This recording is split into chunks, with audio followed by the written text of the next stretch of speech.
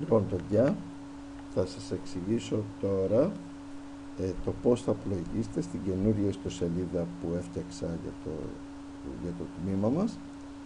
Η ιστοσελίδα αυτή λέγεται περιβαλλοντικό μονοπάτι και στα αριστερά είναι το μενού.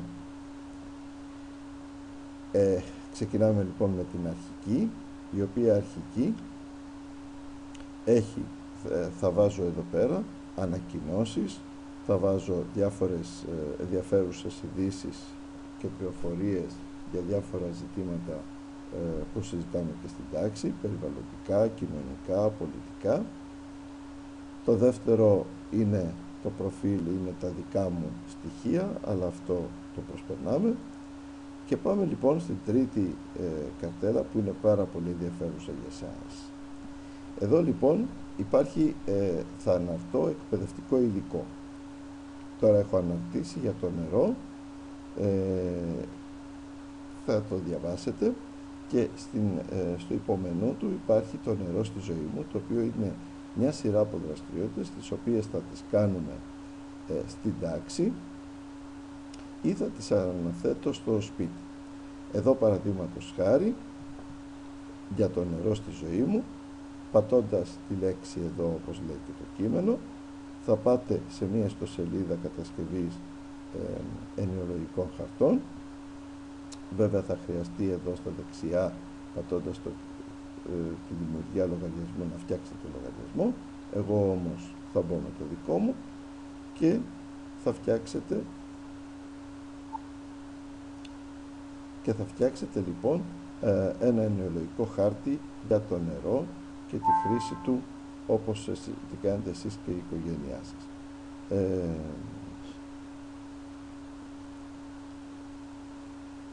Επίσης παρακάτω υπάρχει η εικόνα μιας διαφάνειας από PowerPoint, το οποίο αφού θα διαβάσετε το κείμενο θα δείτε τι θα κάνετε με το PowerPoint, το οποίο θα κατεβάσετε πατώντας πάνω στην εικόνα, και όλα τα άλλα θα τα δούμε στην τάξη για αυτό το θέμα. Επίσης έχουμε τον κύκλο του νερού στο υπομενού, όπου θα πατάτε και θα διαβάζετε βέβαια πάρα πολύ προσεκτικά. Εδώ έχω βάλει βίντεο, έχω βάλει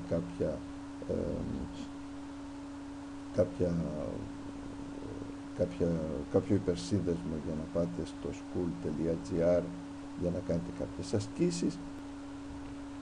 Στο μενού λοιπόν υπάρχουν και οι σελίδες μας. Οι σελίδες μας είναι μια πάρα πολύ ενδιαφέρουσα σελίδα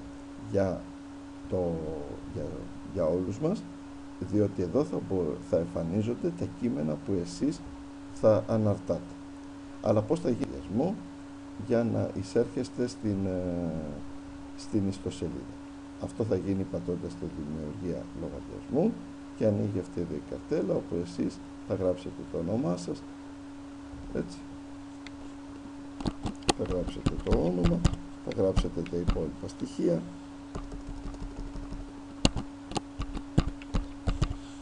Ωραία. Και τα υπόλοιπα στοιχεία τώρα θα συνεχίσω. Εγώ λοιπόν θα μπω με το δικό μου όνομα Χρήστη και θα το πατήσετε εδώ και εδώ το κωδικό που θα έχετε γράψει προηγουμένως. Ωραία. Και πατώντας τη σύνδεση, αφού έχετε βάλει λοιπόν το όνομα Χρήστη και το κωδικό, πατώντας τη σύνδεση, και μια άλλη σελίδα ακόμα εμφανίζεται στο μενού, που είναι το εδώ γράφουμε. Πατώντας λοιπόν το εδώ γράφουμε, ανοίγει ένας κειμενογράφος,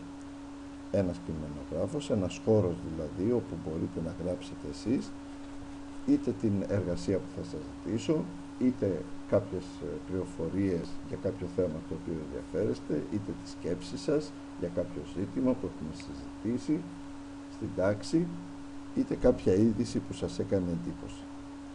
Εδώ βλέπετε ότι υπάρχουν μια εργαλειοθήκη, πλούσια εργαλειοθήκη, για να διαμορφώσετε το κείμενό σας.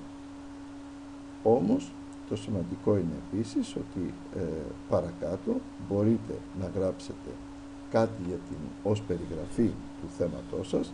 Ας πούμε ότι κάποιο αγόρι θέλει να γράψει ένα κείμενο που θα είναι για το ποδόσφαιρο.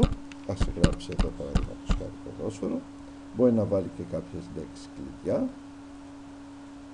Ας πούμε ότι μπάλα και τα λοιπά. Και όταν θα γράψει και το κείμενο, εντάξει, το ποδόσφαιρο και τα λοιπά έτσι, όταν λοιπόν θα γράψει το κείμενο θα πρέπει να πατήσει την αποθήκευση, θα πρέπει να γράψει και τον τίτλο, ας πούμε ποδόσφαιρο πάλι, να γράψει και τον τίτλο.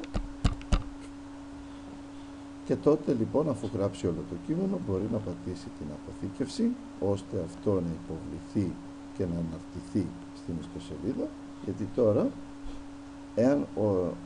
εάν πάμε στις σελίδες μας, βλέπουμε ότι αναρτήθηκε αυτό το κείμενο με το τίτλο ποδόσφαιρο. Εδώ βέβαια θα ήταν γραμμένο πιο πλούσιο κείμενο.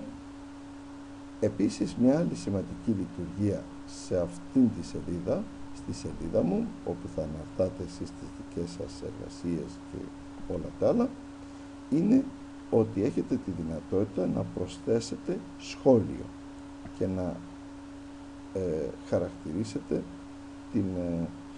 το κείμενο που θα έχετε διαβάσει, τα κείμενα των ερμηνών που θα έχετε διαβάσει.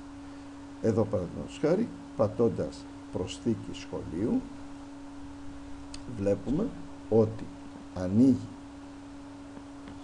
ανοίγει ένα πλαίσιο, όπου μπορεί βέβαια αυτό το πλαίσιο να μεγαλώσει για να αποκτήσετε χώρο μεγαλύτερο, και μπορείτε να γράψετε τα σχόλιά σας. Παραδείγματος χάρη, συγχαρητήρια,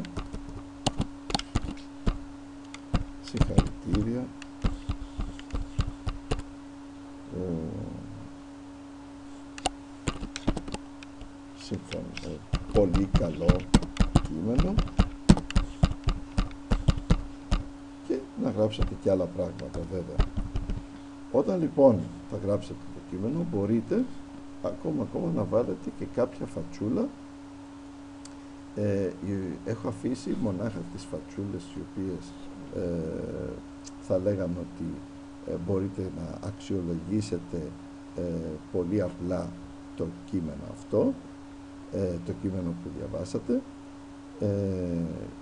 Ας πούμε ότι σας άρεσε το κείμενο αυτό, και τότε πατάμε λοιπόν αποστολή για να αναρτηθεί και αυτό το σχόλιο. Όπως βλέπετε εδώ, αναρτήθηκε μαζί με τη φατσούλα.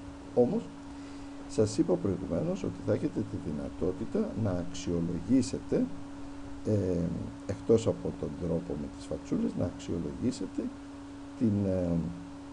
και να αξιολογήσετε το κείμενο που έχετε διαβάσει. Εδώ λοιπόν βλέπετε ότι άνοιξε μία κλίμακα από το χειρότερο ως το καλύτερο, το οποίο πατώντας εσείς μπορείτε να χαρακτηρίσετε το κείμενο που διαβάσατε με έναν από αυτούς τους τρόπους, ένα από αυτούς τους χαρακτηρισμούς, από το χειρότερο ως το καλύτερο.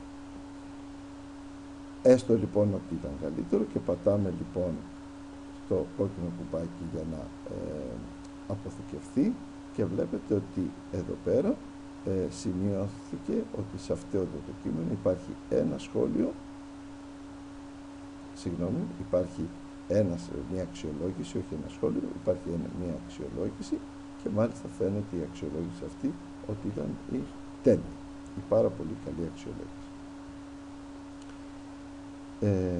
Έτσι λοιπόν, εδώ τελείωσε τώρα η παρουσίαση της ιστοσελίδας, και θα τα πούμε στην τάξη. Γεια σας.